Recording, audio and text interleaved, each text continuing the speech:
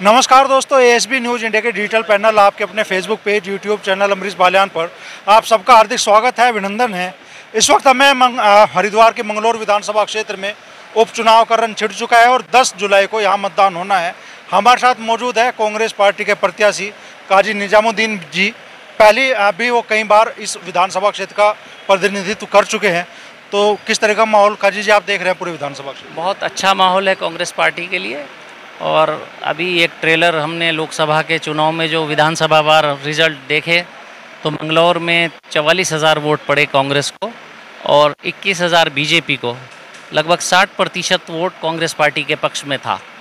तो ये एक रुझान था और आज भी वही रुझान लगभग जनता में आपको देखने को मिलेगा। बहुत अच्छा रुझान जनता के हर वर्ग में, हर गांव में कांग्रेस पार्टी के लिए है।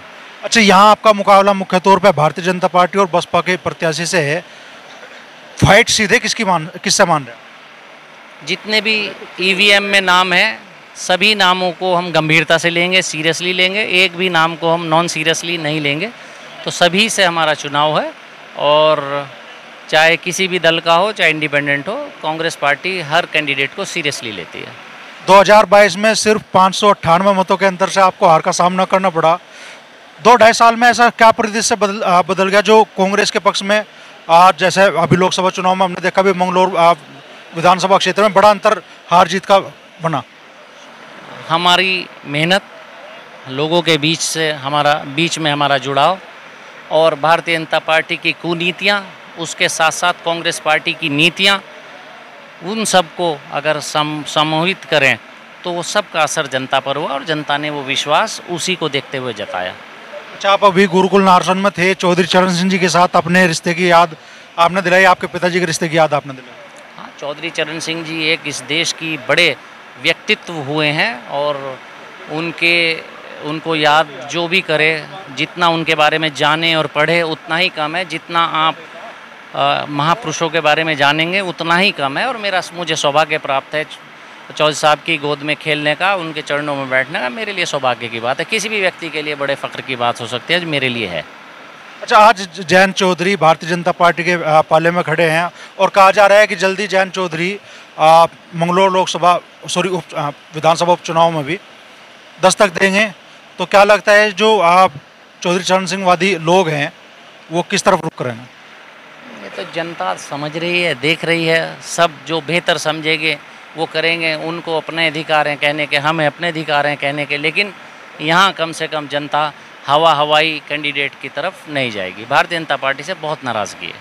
आप अपने चुनावी सभाओं में कह रहे हैं कि हर पार्टी कह रही है भाई काजी को रगड़ दो, वजह क्या है? ये तो मैं कांग्रेस पार्टी की तरफ से मैं जनता से सरकार से सवाल करता हूँ। किसान के पक्ष में, मजदूर के पक्ष में, युवाओं के पक्ष में, महंगाई की मैं सवाल करता हूँ। मैं पूछता हूँ ऑक्सीजन क्यों नहीं था। मैं पूछता हूँ कि ऑक्सीजन वेंटिलेटर क्यों नहीं चल रहा था कोविड में। मैं पूछता हूँ कि गन्ने का भाव कब बढ़ाओगे। ये सवाल उनको पसंद नहीं। तो किसी भी सूरत से बाई हुक और बाई क्रुक वो चाहते हैं साम दाम दंड भेद से किसी सूरत मुझे हराएं, चाहे बाकी कोई जीत जाए। उनकी ये गेम प्लान है और पहले भी रही, फिर इसी उम्मीद पे वो चुनाव लड़ रहे हैं। आप विधानसभा के लोगों से कह रहे हैं कि भाई अगर एक बाहरी प्रत्याशी को, हेलीकॉप्टर प्रत्याशी को आपने जिता दिया तो बड़ा कलंक मंगलौर विधानसभा पर लगा? हाँ, बिल्कुल बड़ा एक कलंक लगेगा और यही परिपाटी फिर सभी पार्टियां शुरू कर देंगी और फिर वही हवाई नेता आने लगेंगे, हवाई यहाँ बातें होने लगेंगी और उसी तरह से फिर जिसमें सामान्य रूप से लोकतंत्र हारेगा और आम जनता का नुकसान होगा।